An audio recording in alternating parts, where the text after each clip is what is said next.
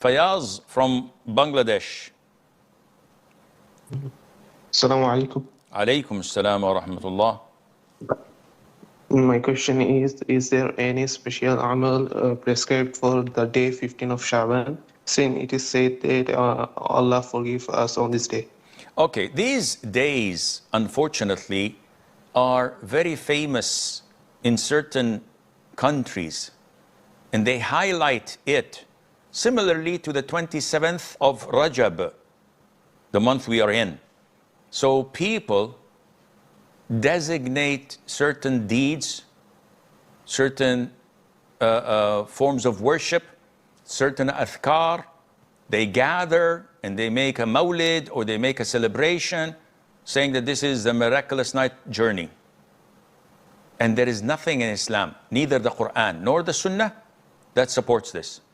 Oh, Sheikh, millions of Muslims are celebrating it. You guys know more than them. And the issue is not you guys looking down at us know more or not. The issue is, do you have proof from the Qur'an or from the Sunnah?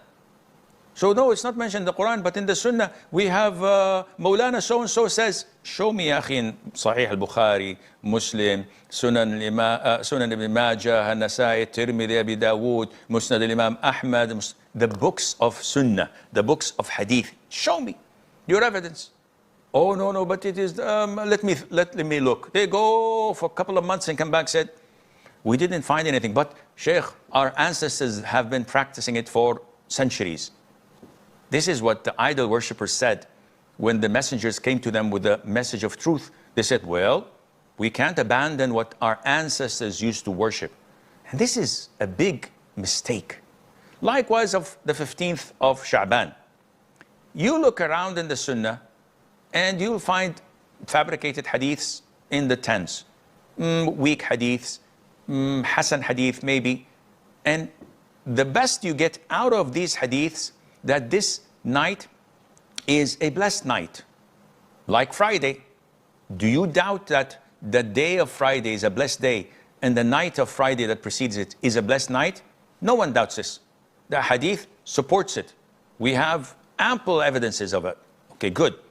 Is there anything specific that we can do? What do you mean?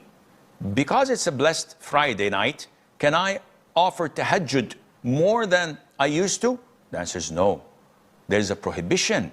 The Prophet said, do not specify the night of Friday of any special worship. And do not fast the day of Friday. But it's a blessed day. Yes, it is. But specifying and designating a form of worship as the one you're doing is an innovation. The Prophet didn't do it. Not only that, he prohibited us from doing it. So the same thing goes for the middle of Sha'ban. It's a blessed night. Allah Azza wa Jal may forgive all Muslims in it. But never ever we were told or instructed or commanded or directed or guided by the Prophet ﷺ, nor his companions, that this night is the night. And we have to do Salatul Tasabih or do certain types of dhikr or from Isha till Fajr read the Qur'an. All of this is an innovation.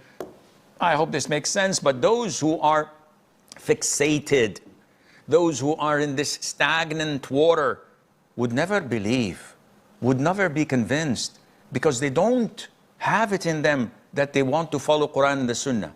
They would arrogantly say, do you think I'm going to worship Allah and He's going to punish me for that? The answer is yes.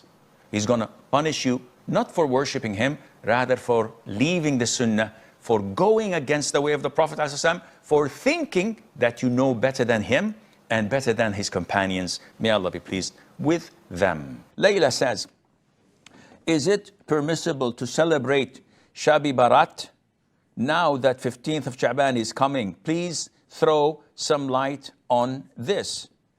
It is an innovation, a bid'ah.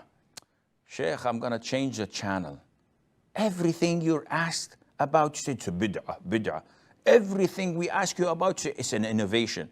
What is this? Don't you have some leniency?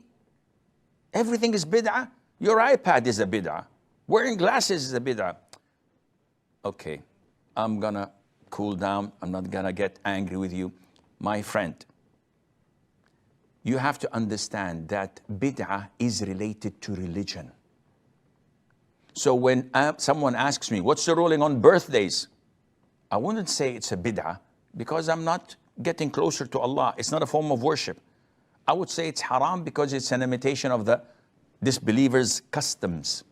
But wearing a watch, using an iPad, drinking in a coffee mug, wearing glasses, driving a car, flying in an airplane, these are not religious practices of other religions. And it is not something innovated to get closer to Allah Azza wa Jal, and it's not part of their customs.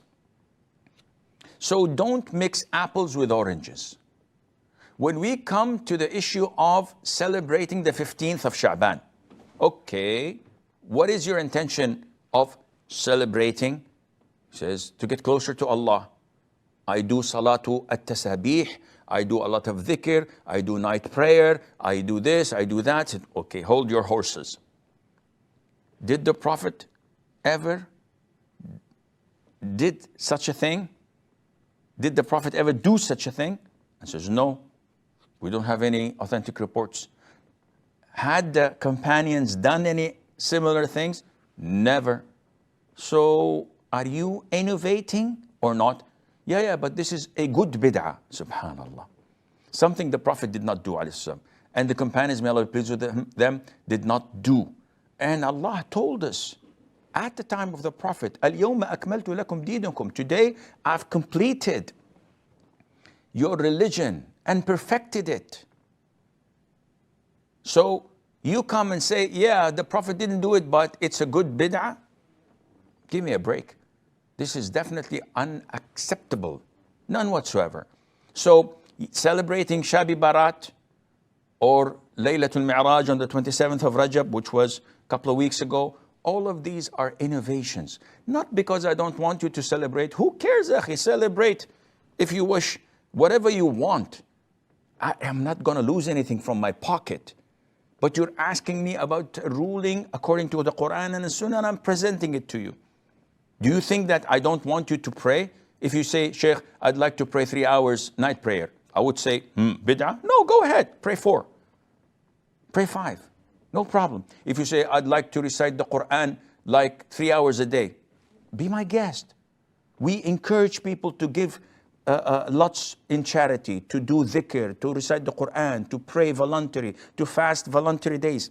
But when it comes to issues that take you out of the straight path, they will say bid'ah. So know where we're coming from. Put yourselves in our shoes. The size might differ, but understand that we do not want to stop people from doing good.